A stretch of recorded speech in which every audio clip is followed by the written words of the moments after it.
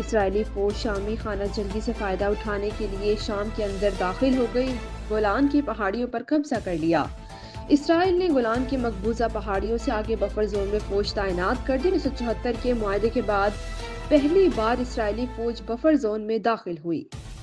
وزیر اعظم نیتن یاہو نے کہا کہ بشار الاسد حکومت کا خاتمہ حزب اللہ اور ایران سے نمٹنے کی اسرائیلی کوششوں کا نتیجہ ہے۔ اسرائیل کسی دشمن فورس کو اپنی سرحدوں پر پنپنے نہیں دے گا۔ اسرائیلی حکام کا کہنا ہے کہ باغیوں کو بشار الاسد کی فوج کے اسلحے پر قبضے سے روکنے کی کوشش کریں گے۔ شامی باغی اسرائیل کے ساتھ جنگ کی صلاحیت نہیں رکھتے۔ اسرائیل کی شام کے مختلف مقامات پر بمباری بھی جاری۔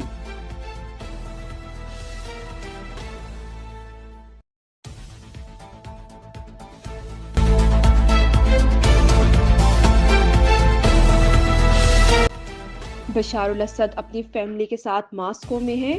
روسی خبر ایجنسی کے مطابق بشار الاسد اتوار کی صبح اس وقت فرار ہوئے جب باغی ان کے محل کے قریب پہنچے۔ بشار الاسد فیملی سمیت پرائیویٹ جیٹ میں ماسکو پہنچے۔ بشار الاسد اور ان کی فیملی کو روس نے سیاسی پناہ دی۔ اس سے پہلے اسرائیلی اور بھارتی ذرائع ابلاغ نے بشار الاسد کی ہلاکت کی خبریں دی تھیں۔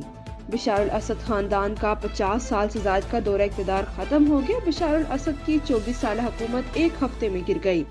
دمشق پر باغیوں کا قبضہ، سرکاری ٹی وی، ریڈیو اور وزارت دفاع کے عمارتوں کا کنٹرول سنبھال لیا۔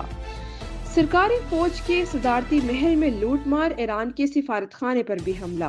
باغیوں نے دمشق میں کرفیو لگا دیا۔ باغیوں کے سربراہ نے سابق وزیر اعظم محمد علی جلالی کو انتقال اقتدار تک ریاستی ادارے چلانے کا اختیار دے دیا۔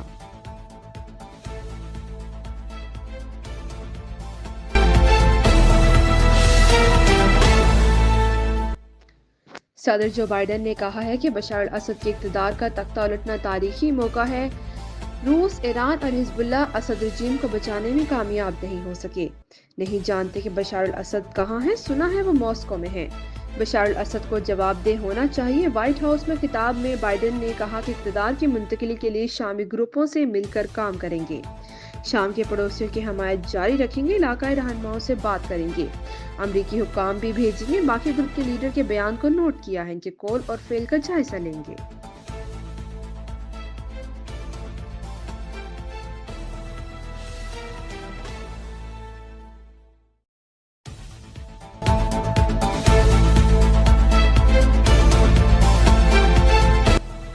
بشار الاسد شام چھوڑنے سے پہلے صدارت سے مستعفی ہو گئے تھے۔ روسی حکام کا انکشاف، کہا بشار الاسد نے صدارتی محل چھوڑتے ہوئے اقتدار کی پرامن منتقلی کی ہدایت دی۔ ایران نے کہا کہ شام کی سیاسی تصفیہ کے لیے عالمی کوششوں کی حمایت جاری رکھیں گے۔ شام اور ایران کے درمیان دوستانہ تعلقات جاری رہنے کی توقع ہے۔ سعودی عرب کا کہنا ہے کہ ترکی صورتحال میں شامل تمام سٹیک ہولڈر سے مستقل رابطے میں ہے۔ چین کو شام میں حالات جلد معمول پر آنے کی امید۔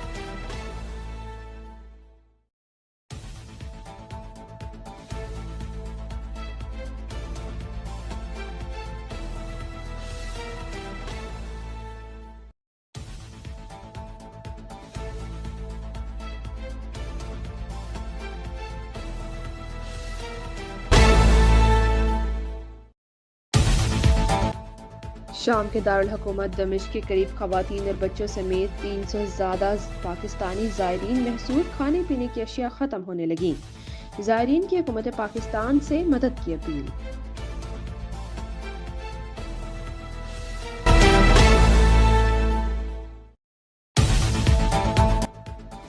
وزیر اعظم شہباز شریف کی نواز شریف سے ملاقات، ملکی مجموعی سیاسی صورتحال پر تبادلہ خیال۔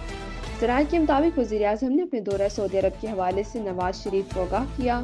وزیر اعظم شہباز شریف سے وزیر اعظم کے مشیر رانا ثناء اللہ نے بھی ملاقات کی اور رکن قومی اسمبلی رضا حیات راج کی رہائش گاہ گئے، ان کے والد کے انتقال پر تعزیت کی۔ وزیر اعظم شہباز شریف سے اسپیکر پنجاب اسمبلی ملک محمد احمد خان کی بھی ملاقات، ملک کی مجموعی سیاسی صورتحال اور صوبہ پنجاب کے امور پر اظہار خیال کیا گیا۔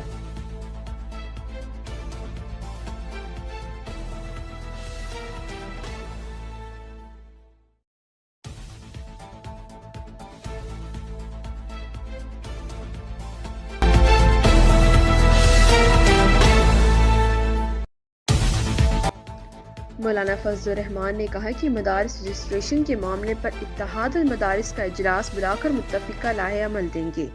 17 تاریخ کو اگر اسلام آباد مارچ کا فیصلہ کر لیا تو کوئی ہمارا راستہ نہیں روک سکے گا۔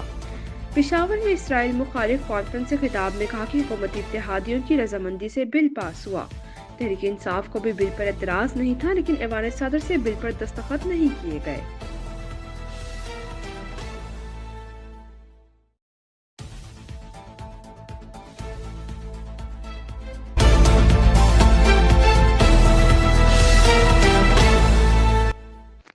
حکومت نے کبھی بھی بانی پی ٹی آئی کی 20 دن میں رہائی کا وعدہ نہیں کیا۔ دھرنا ختم کرنے کے بدلے بانی پی ٹی آئی کی 20 دن میں رہائی کی بات غلط ہے۔